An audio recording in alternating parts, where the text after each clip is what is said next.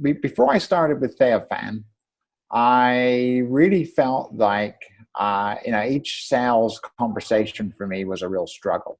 I didn't understand what I was supposed to do, and I came away from each conversation feeling like I hadn't done a good job.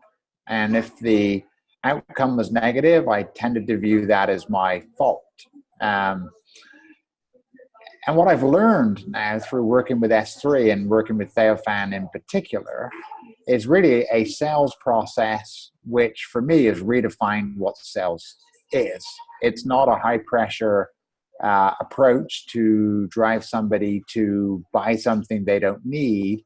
It's actually very aligned with my coaching philosophy, which is to reach out to people where they are, understand their needs, and then help them satisfy those needs and achieve their goals. So I found it's a very empathetic approach. And now having a process has given me so much more confidence in being able to navigate these conversations with prospects and get to a yes or a no. And if it's a no, that's okay. I can move on.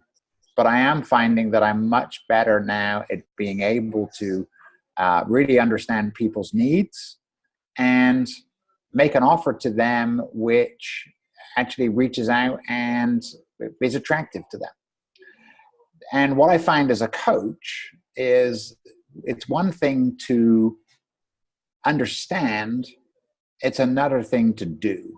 And I think the second thing that I would say, working with S3, which has been extremely valuable and continues to be so now, I guess, what is it, probably 4 or 5 months in, is attending the dojo practice sessions 2 to 3 times a week.